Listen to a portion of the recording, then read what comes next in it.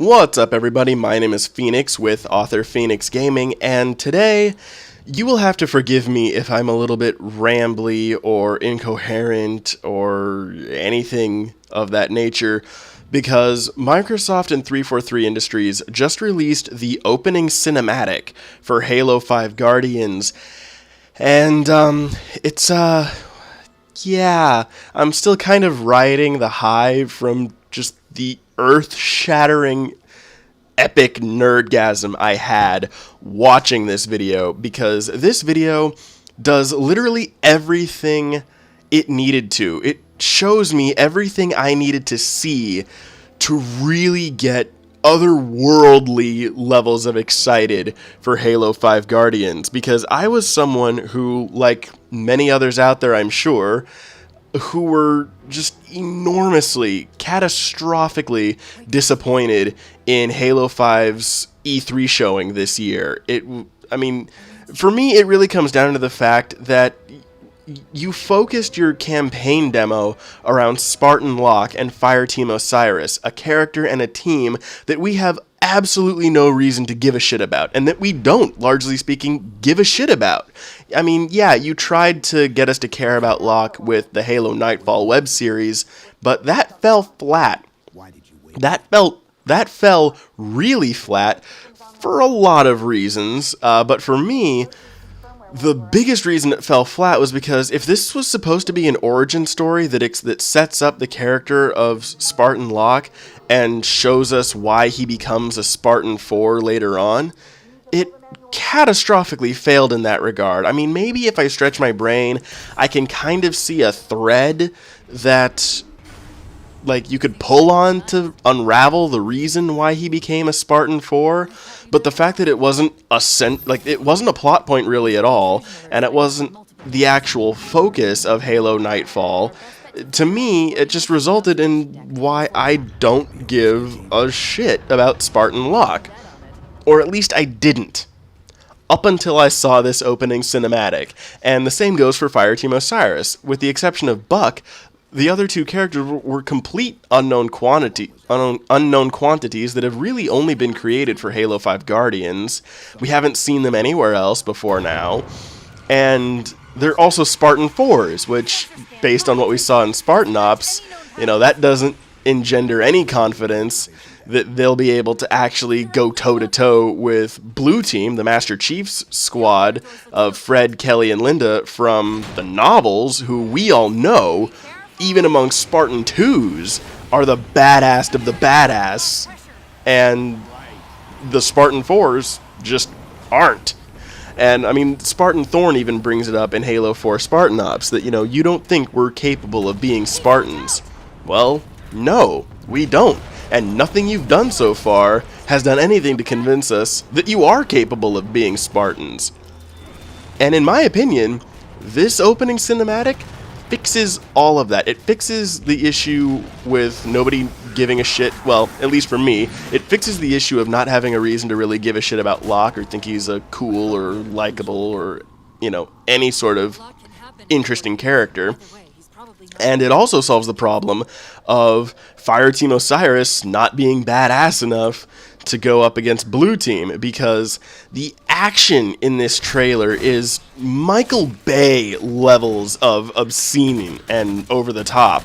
And I was actually talking to a friend of mine on Twitter about this, that his stance was that the action is too over the top, because how the hell is gameplay ever going to match up to that?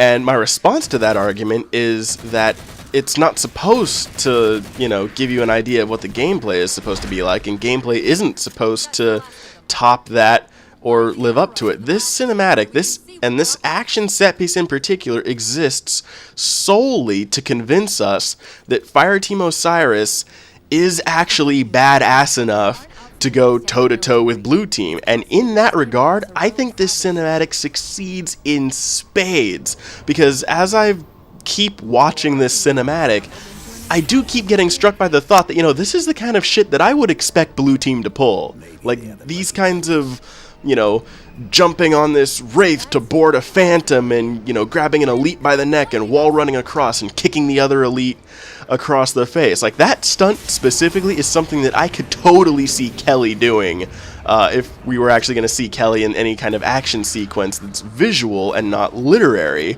because, like I said, Blue Team has only ever existed in the books. Their exploits have only ever existed in words, and so the reader, us, the audience, has had to sort of interpret that in our minds and craft these action sequences in our minds. So the fact that I can watch this cinematic and think that that scene right there is totally something a member of Blue Team would do, that's exactly the reaction that 343 needed to get with this trailer and sort of inspire with this trailer, or the cinematic, to convince us that Fireteam Osiris, yes, they are, if not every inch as badass as Blue Team, they are absolutely capable of going toe-to-toe with them. And going back to Spartan Locke for a second, he doesn't have a lot of, like, singular focused screen time. Like, the camera's not exclusively focused on him for very long, but he has this jab, this barb he throws at Buck, when Nathan Fillion's character, when Buck asks, you buying first drinks when this is all over?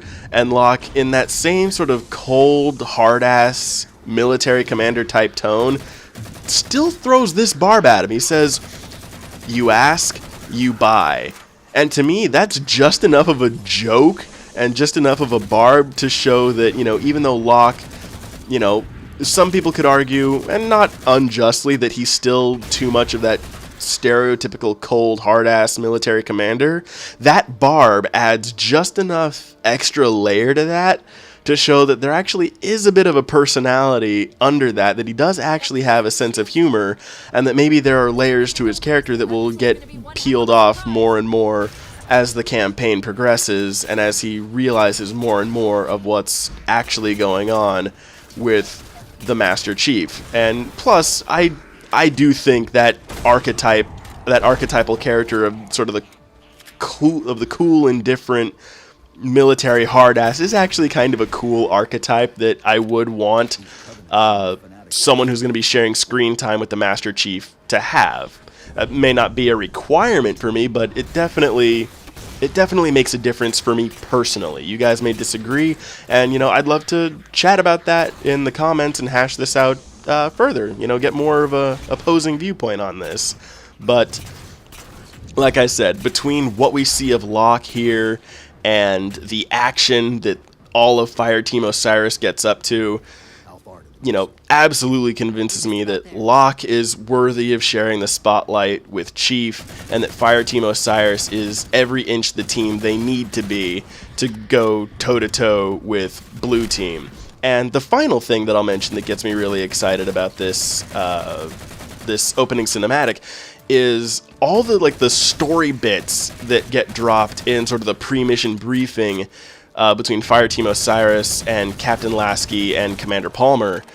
And basically what apart from the fact that we get to see Lasky and Palmer again, they were, you know, probably two of my favorite new characters out of Halo 4 and out of Spartan Ops.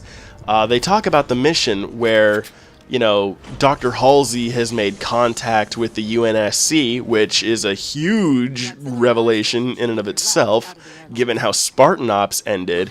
But then they also mention that she is still in the company, basically, of Julam Dama, Supreme Leader of the Covenant, which, again, given how Spartan Ops ended, that's a pretty big deal, and I'm really glad to see that the ending of Spartan Ops is still in some way being carried over and addressed in the plot of Halo 5, because I was really hoping we were gonna get a Season 2 of Spartan Ops as sort of maybe DLC or something between Halo 4's launch and Halo 5's launch. So the fact that we didn't get that, but that storyline still matters, is a huge win, huge win in my book. So that's really all I've got to say about this opening cinematic. I'm a bit surprised I'm bringing this video in under, or at least close to, 10 minutes. I thought I was going to go for like 15 or 16.